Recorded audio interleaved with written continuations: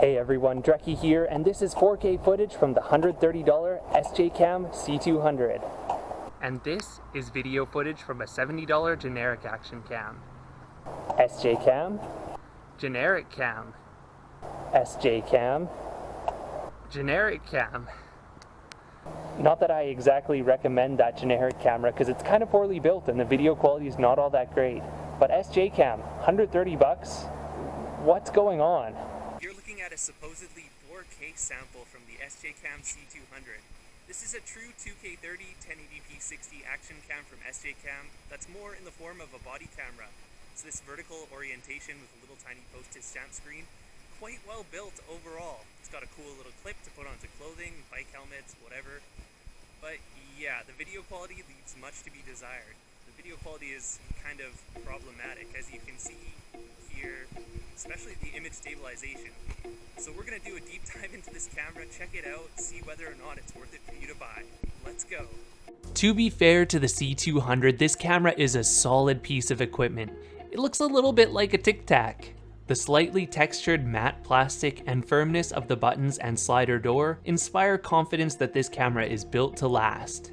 And if you are using the video without image stabilization, it has decent color balance and overall good resolution at 1080p 60 and 2K30.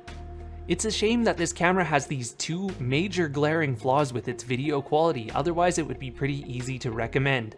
Especially if you are looking for more of a body cam style action cam or a competitor to the Insta360 Go 2 for half the price. But yeah, there's those two glaring flaws, so let's talk about them, starting with image stabilization. The EIS on this camera just sucks. There's no other way to put it. The best way to illustrate this is putting it side by side with almost any budget action cam from $100 and up. And the difference between this action cam, the C200, and let's say another cheap action cam, the Get Up G3, is night and day. The SJCam C200 is a wobbly mess compared to the Get Up G3, which holds steady to the center of the frame and really only notices the larger bumps. This is even true when riding my bike, and even the most budget generic cam can stabilize road footage pretty well, but this C200 is just, yeah, there's something wrong with it. Here, I'll show you what I mean. I have a theory that the bad EIS on this camera is caused by an improperly configured EIS chip, or maybe just one that's faulty, because watch what happens when I press the record button. The camera jumps to the upper left-hand corner of the frame. It should stay in the middle, giving it some room to adjust and correct for wobbles and bouncing, but no, at the upper left-hand corner, there's no room for it to correct. So it results in really bouncy, overall, terrible looking footage. And it's not just my camera. I went onto YouTube and watched some other YouTubers' videos of this camera, and same thing, same issue. Maybe it is something that could be fixed in a future firmware update, but I would never buy a product on a promise like that. There's no guarantees. Well, what about the next glaring flaw?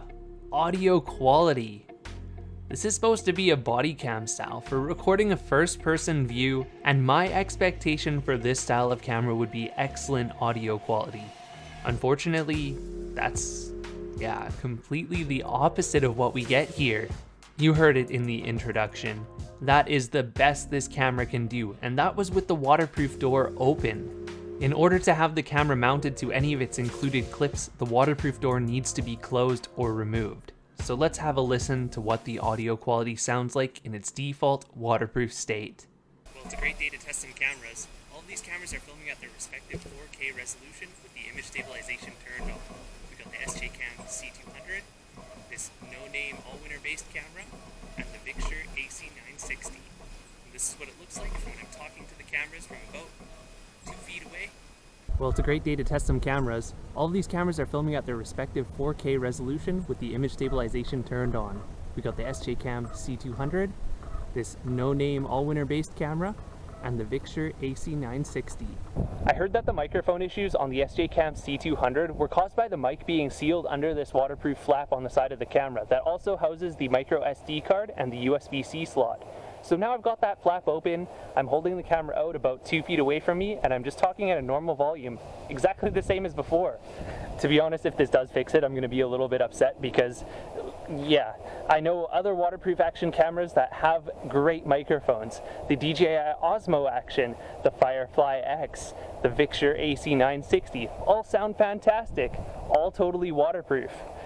The SJCam C200 though, for some reason they didn't get this part right. In terms of color balance, it's a personal preference here, but I do find this camera shifts a little bit towards a blue and cold tone.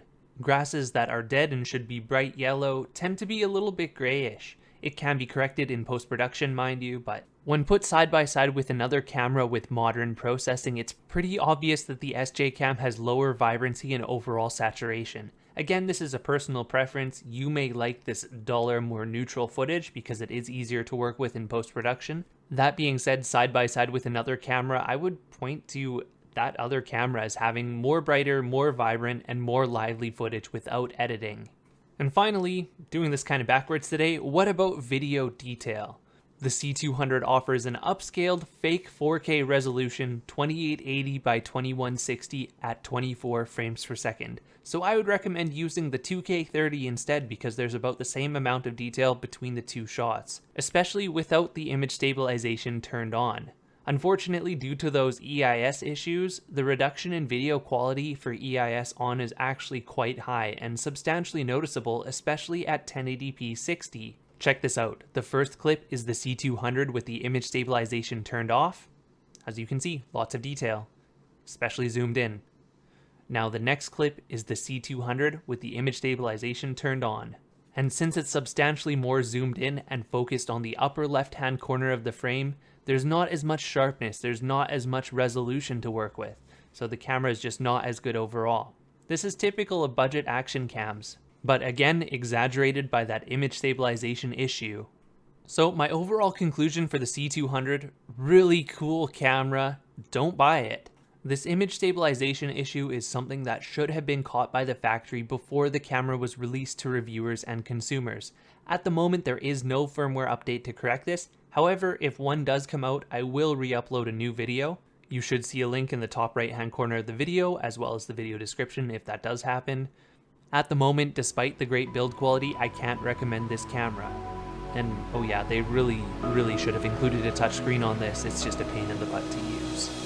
Hey, thanks for watching. If you enjoy content like this, check out my Patreon. I've got links to some raw footage samples so you can compare side by side without YouTube compression. 10-second clips from each. It's not a lot, but it's something. Like, share, and subscribe to the channel. I appreciate all your support.